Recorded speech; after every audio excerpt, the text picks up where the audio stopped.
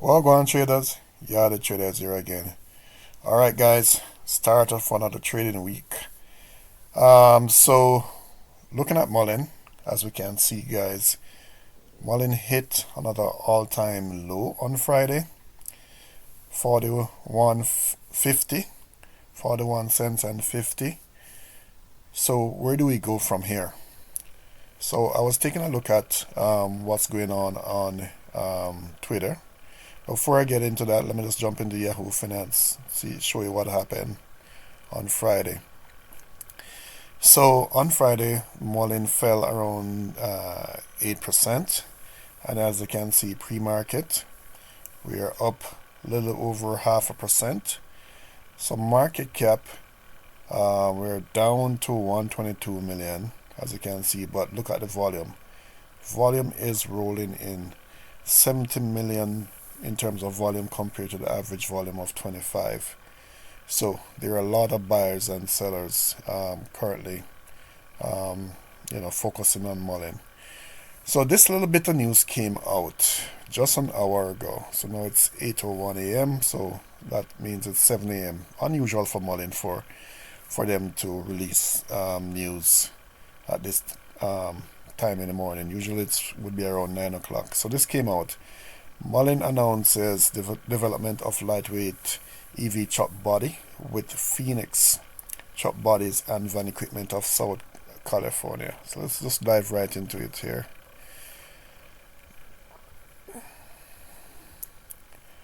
So they're saying that Phoenix is one of California's largest providers of work trucks, equipment, and specialty chop bodies, working with long-term customers such as Southern California Edison, Southern California Gas, Los Angeles County Fire Department, SDG&E, not sure what that is, USDA Forest Service, and LA County Department of Public Works.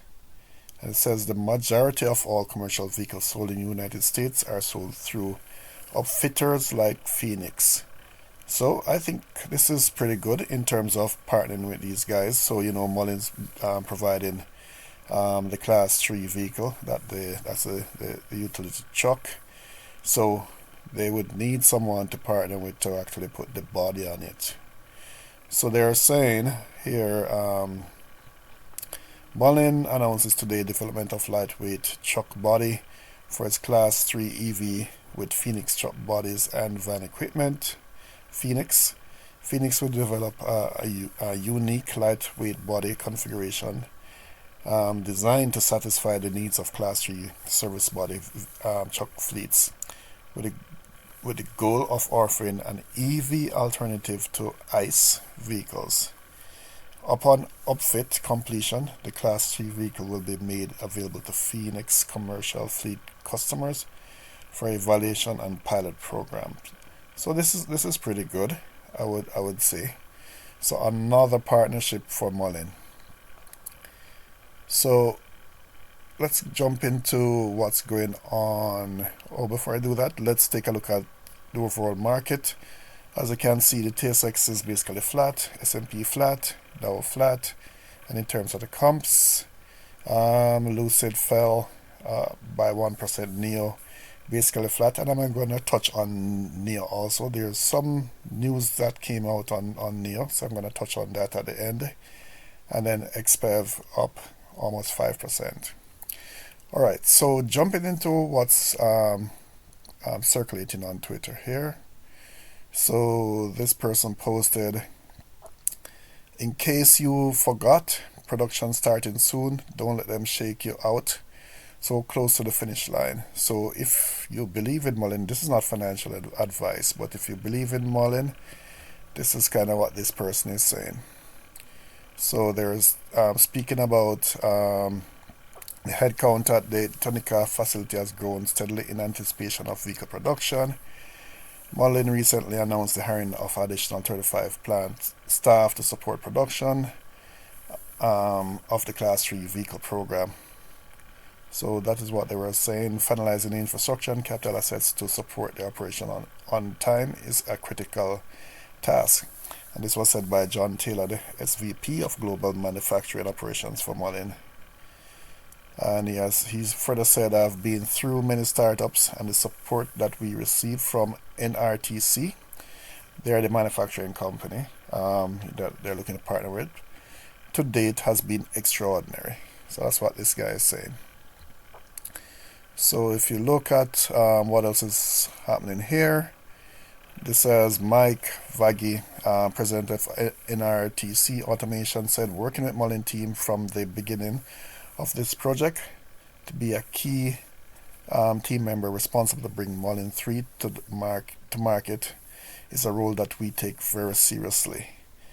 Alright, I won't go through all of that. Okay, this is what David was saying here. It's gratifying to see that our Class 3 vehicle production line coming together in Tunica, and even more validating to know we will have vehicles coming off the line and delivered to customers later this summer. That's David Mitchell there.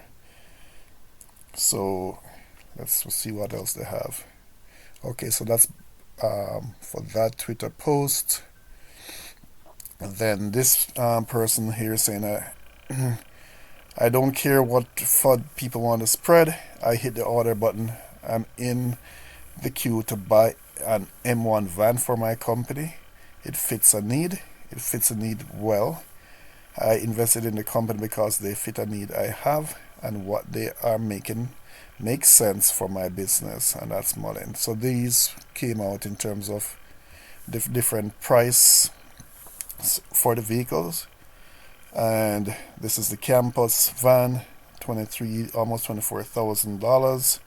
Mullen 1, $34,500. The Mullen 3, almost $69,000, and then this is Bollinger Motor, the truck. Yeah, so this was updated on Mullen's site. Say place your order today. So I guess things are looking pretty sharp, pretty good. So hopefully we want to just see some of these orders start rolling out. Production started. So everything seemed to be lining up. And then this came out on CNN.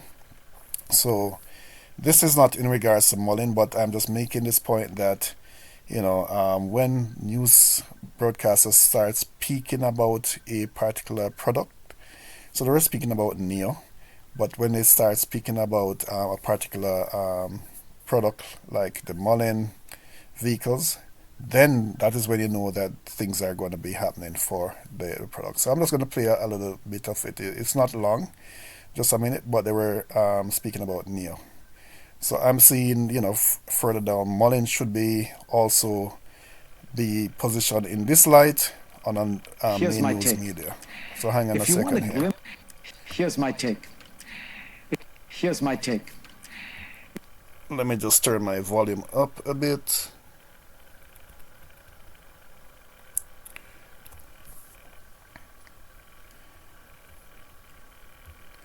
And I'm going to make this larger. If you want a glimpse into the future, come to Berlin and walk down Kurfürstendamm, the bustling avenue often described as the city's Champs-Élysées. At one of the most prominent corners sits a new car showroom, unlike any I have ever seen.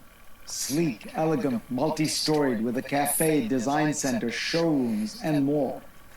As you enter, you see what looks like a Bugatti or a Ferrari, except more stylish. It's an EP9. A top-of-the-line racing car that has been sold to a handful of customers for around $3 million each. The company behind it is NIO, one of China's new car makers, which is going to take the world by storm. 10 years ago, China exported a tiny number of cars relatively. Today, it is the world's leading exporter of automobiles, handily ousting Japan from that position. It is especially strong in electric vehicles. 2 of every 3 EVs made in the world are made in China. As we think about China's weaknesses these days, and it has several, it's worth remembering its formidable strengths and the degree to which it is intertwined into the global economy. NIO's cars are designed in Munich, It has research and development centers in San Jose and Oxford, England, as well as in Beijing and Shanghai. It assembles vehicles in Hefei, China.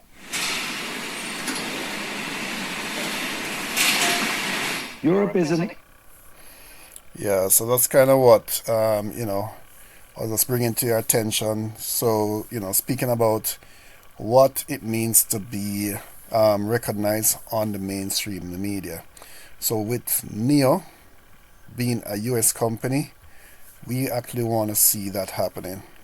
I'm hoping that within the short term, within by year end next year, then by then Neo would have Mullen would have taken off. Sorry if I said Neo. Mullen would have taken off by then. Production's rolling. So that's kind of what I am hoping to see.